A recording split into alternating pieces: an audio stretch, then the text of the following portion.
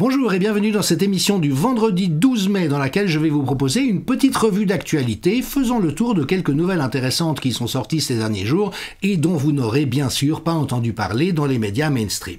Tout d'abord, une étude scientifique a été publiée suggérant que la moitié des personnes décédées du Covid seraient en fait mortes d'une pneumonie.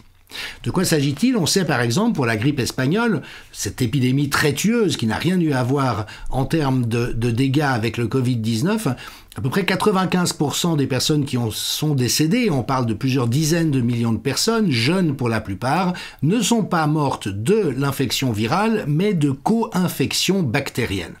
Et dans le cas du Covid, il semble que ça soit à nouveau la même chose.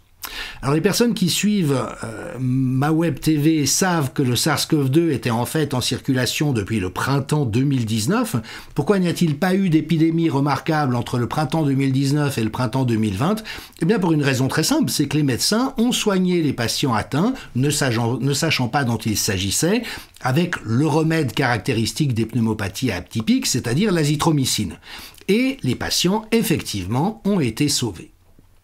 Et donc, on voit que dans les dégâts, il y en a eu, évitables qui ont été causés par la mauvaise gestion de la pandémie.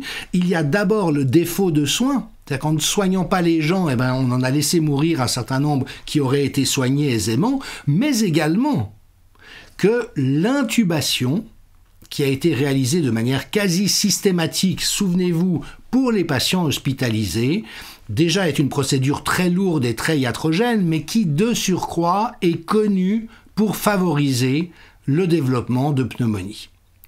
Et donc, cette réponse totalement absurde sur le plan sanitaire, de nombreuses personnes nous ont déjà signalé cet élément, aurait de surcroît généré cette difficulté supplémentaire. Alors abordons maintenant la question de la réintégration des soignants suspendus. Vous voyez que Mathias Wargon, qui est vraiment un espèce d'enragé, c'est un personnage central de la arcélosphère, c'est-à-dire que c'est un médecin urgentiste et qui, sur les réseaux sociaux, déploie une médisance, une malveillance, un mauvais esprit absolument fascinant. Et en plus, évidemment, il a accès aux grands médias. Ça fait partie du casting aujourd'hui.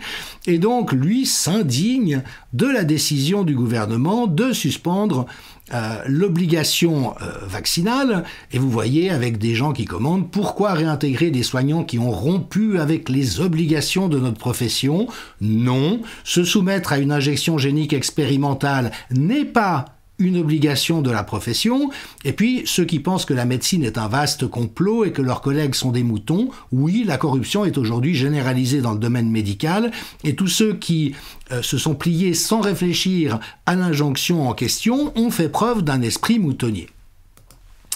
Alors, toute cette bien-pensance continue de sévir, et malheureusement, moi qui ai grandi avec Harakiri et Charlie Hebdo dans les Reiser, les Wolinski, qu'il est consternant de voir Charlie Hebdo se vautrer dans la bien-pensance et le soutien aux mafias industrielles mondiales, envoyées en parlant des antivax comme des diafoirus. Médecins de Molière, qui ont été les médecins de Molière entre les médecins de plateau et ceux qui ont fait usage de leur esprit critique, on peut poser la question. Mais voyez que Charlie ne s'arrête pas là. Ils ont publié un commentaire disant « On pensait que la pandémie de Covid avait eu au moins cela de bon qu'elle avait emporté les soignants anti-vax. » Donc j'ai abordé le thème de la comparaison entre le nazisme et le covidisme cette semaine dans une émission précédente, et on voit que, au motif d'humour, la bien-pensance en question ose assumer le fait qu'ils auraient souhaité qu'une catégorie de la population soit tuée par la maladie. Alors si on sort des manipulations innombrables en la matière, vous voyez qu'un sondage IFOP, lui, a montré que 79% des sondés étaient favorables à la réintégration des soignants non vaccinés, et oui, les plus favorables étant les gens proches de la France insoumise et du Rassemblement national. Et ça, c'est ce cas de figure passionnant en termes de sciences politiques où aujourd'hui le fascisme est au centre. Et oui, c'est la France insoumise et le Rassemblement national qui sont les moins fascisants de toutes les forces politiques. Et je me permets de le dire, en tant qu'ancien responsable politique du Parti écologiste genevois, dont j'ai été vice-président pendant un certain nombre d'années. Et je suis consterné de voir comment la gauche, le centre et la droite bien pensante sont aujourd'hui les principaux relais du fascisme sanitaire. Mais vous voyez que quand on sort de la propagande médiatique, eh bien on voit que la population, évidemment, est favorable à la réintégration de soignants qui, d'après les meilleurs épidémiologistes au monde, n'auraient jamais dû être suspendus de toute manière. Au chapitre des bonnes nouvelles, une décision de justice à Nancy qui a donné gain de cause à une soignante suspendue dans un EHPAD en indiquant que la suspension était illégale et en condamnant l'employeur à verser les rappels de salaire. Alors là-dessus, évidemment que les propagandistes continuent de propagander, c'est en propagandant qu'on devient propaganderon.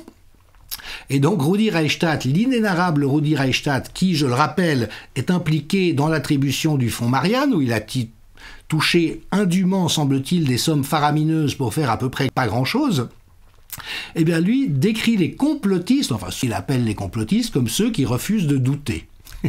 Venant de sa part, ça amuse. Et donc Alexis Haupt commente les complosophistes, ceux qui n'ont pas d'autre argument que d'accuser les autres de complotistes, sont ceux qui tentent de faire passer pour complotistes ceux qui doutent, justement. C'est une méthode de manipulation de masse et une véritable censure, celle du XXIe siècle. Je renvoie effectivement les personnes intéressées à la vidéo que j'ai produite sur un clip de propagande, mais odieux, produit par Rudi Reichstadt pour la chaîne parlementaire en France, où en l'espace de 2 minutes et demie, il accumule une quinzaine de contre-vérités absolument massives. Allez voir la vidéo en question, on la trouve sur mon canal Odyssée. La désinformation est-elle un sport de combat? Et donc que des pitres pareils. Alors, Rudi Reichstadt est en plein naufrage, et je ne donne pas cher de son futur, étant donné ce dans quoi il semble être impliqué, avec la présomption d'innocence qui s'impose, mais toujours est-il que c'est juste sidérant. Voilà, donc vous voyez, BFM continue son travail. Pour une historienne, il y a un enjeu de lien social qui est un peu l'angle manquant dans la lutte contre le complotisme. Et la journaliste indépendante franco-suisse Amel Debay, elle souligne par contre la lutte contre la connerie n'intéresse manifestement pas grand monde. Trop de boulot. Alors Amel Debay, au sujet du complément d'enquête qui vient de paraître sur Pfizer, rappelle que les contrats non caviardés des vaccins avec les pharma, elle-même les a publiés dans l'impertinent média il y a plus d'une année, donc complément d'enquête se réveille complaisamment bien tard, une fois que toute la magouille est déjà passée. Donc voilà, c'est important de savoir que même quand la presse mainstream fait soi-disant de l'enquête critique, c'est toujours soigneusement organisé sur le plan temporel et sur le plan du contenu. Je reviendrai sur cette histoire, mais le complément d'enquête consacré à Pfizer n'a révélé absolument rien qui ne soit déjà connu et de longue date. Ça fait à peu près 3 ans que je le dis et qu'Idriss Aberkan le dit et que tous les connaisseurs le disent, et ça n'a jamais intéressé la presse, sauf maintenant que l'OMS vient de décréter la fin de la pandémie.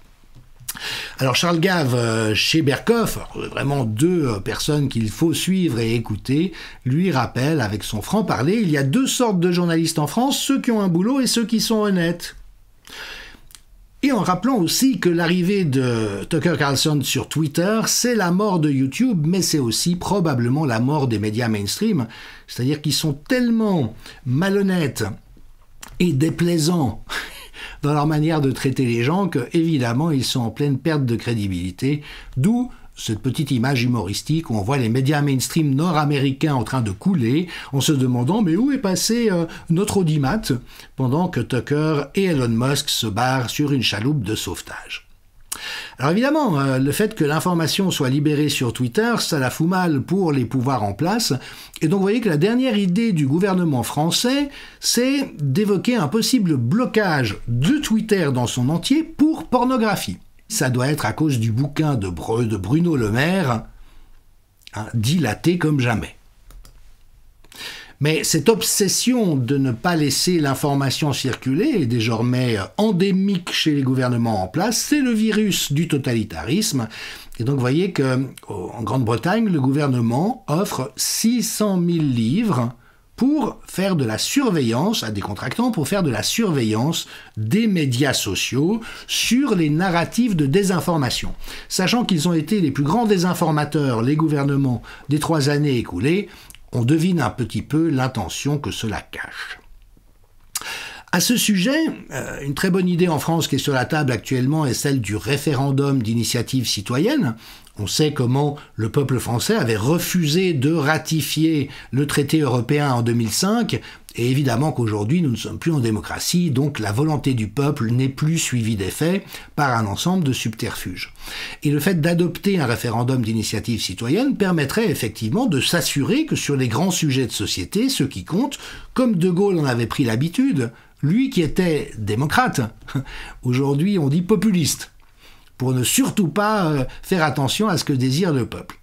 Eh bien, en Suisse, donc, il y a des référendums et nous avons eu la chance de faire aboutir un nouveau référendum, c'est le 3e sur les lois Covid qui portera sur le fameux certificat, qui était une aberration sur le plan sanitaire et une abomination sur le plan éthique. Eh bien, il faut savoir que malheureusement, il semble que la population soutienne massivement le certificat Covid. Et vous voyez, comme je l'indiquais précédemment, c'est les partis de gauche et du centre qui sont les plus acquis à cette mesure qui est un véritable apartheid sociétal.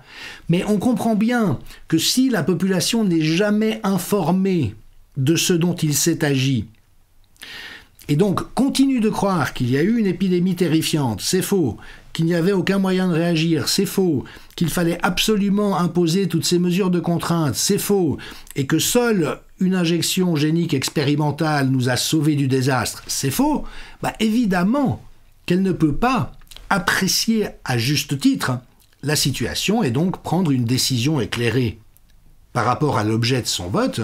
Et vous voyez, Jordan Peterson, citant Michael Sanger, cet avocat qui a écrit sur l'influence du Parti communiste chinois sur la politique sanitaire mondiale, lui dit « Il n'y a pas eu de pandémie. Ouvrez les yeux, il n'y a pas eu de pandémie, sauf une pandémie d'autoritarisme. » Et donc Michael Sanger rappelait les chiffres de Ioannidis, le Covid-19 a été moins létal en dessous de 70 ans que la grippe annuelle. Alors ceci est permis bien sûr parce qu'il y a toute une architecture mondiale de la corruption. Oui, je sais, la plupart des gens n'arrivent pas à imaginer ça, comme quoi ils sont bien naïfs et bien mal informés.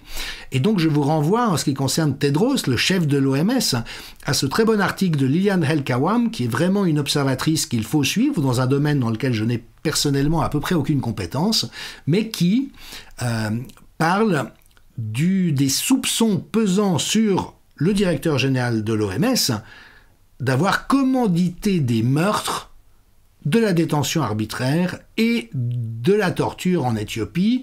Ça serait en toute franchise assez raccord avec ce qu'il nous a fait vivre depuis 3 ans, sachant qu'il a été sous la coupe directe du Parti communiste chinois d'une part et des fondations nord-américaines, Gates et Rockefeller d'autre part.